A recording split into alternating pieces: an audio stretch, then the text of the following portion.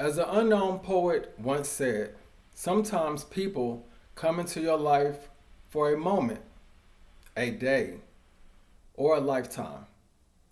It matters not the time they spent with you, but how they impacted your life in the time.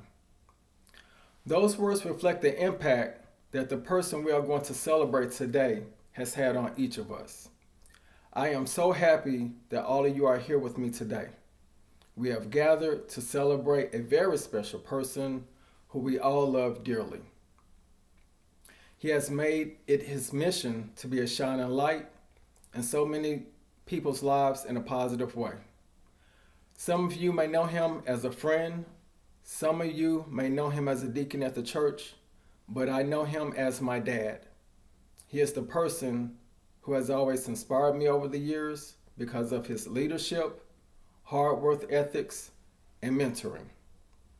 In the words of John C. Crosby, who was a politician in the state of Massachusetts from 1891 to 1893, mentoring is a brain to pick, an ear to listen, and a push in the right direction.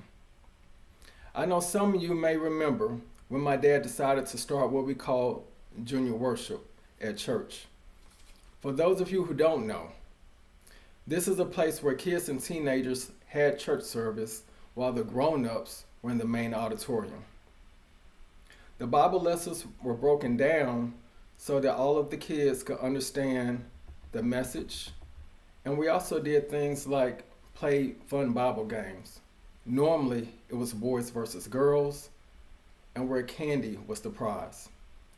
I didn't realize it as a kid, but now I see all the time my dad spent teaching boys how to tie a tie or talking to all the kids about how to have proper manners really did mean a lot to those who didn't have a stable home or a dad. From time to time, my dad would tell me that he's bumped into some of the old church members who were kids at the time, and they still remember those moments where he gave them guidance, or they still remember those songs they used to sing on what we call the Joy Bus, which, for those who don't know, that's just a church van. They still remember those songs that they used to sing on there. They also remember this about my dad. They remember the importance of him taking a second just to listen when no one else would. My dad also worked hard to make sure that no matter what, we had everything that we needed. Along with his main job working for the government, my dad also had his own company called Adams Appliances.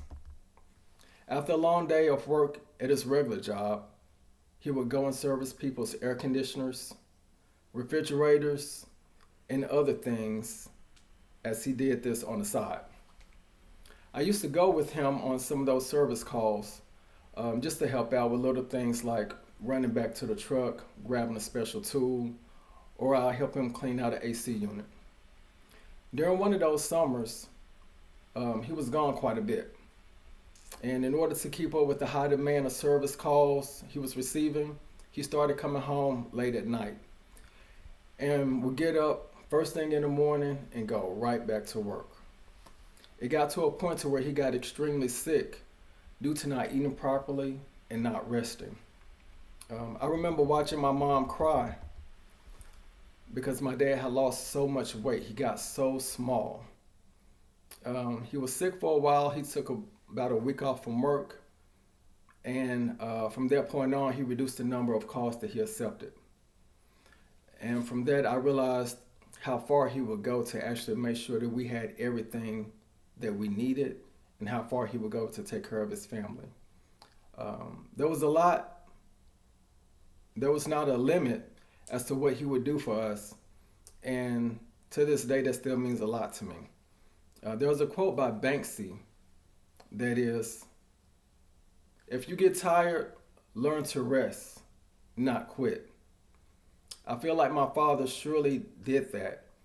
He figured out a way not to quit, and he figured a way to make things better and to work better. The time that my dad spent with me still inspires me. The way that he mentored me and watched out for me It still sticks with me to this day. Even though he worked a lot, he still had a few moments to sit with us and look at our homework.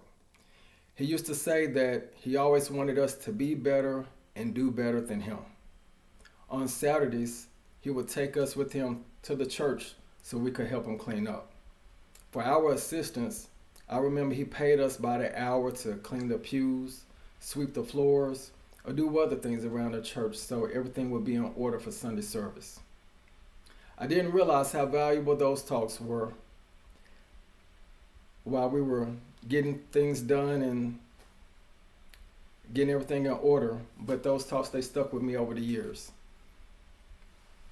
While working, he showed me not to take shortcuts and to do the job right the first time so I wouldn't have to go back and do it a second time. To this day, I hate doing things twice. Whenever I do have to repeat anything, I can still hear his voice saying, "Do it right the first time." This reminds me of a quote from Alex Spenos, which is, "The best way to learn is by doing. The only way to build a strong work ethic is by getting your hands dirty." My dad definitely showed me how to get in there and get my hands dirty. Through my dad's actions, he has shown us all what it means to demonstrate leadership, dedication, and be a mentor to others. So I have decided I'm going to let this day be the day I remember all the positive things he has done for me. He is a beacon and has been an example for all of us to follow. I will leave you with this.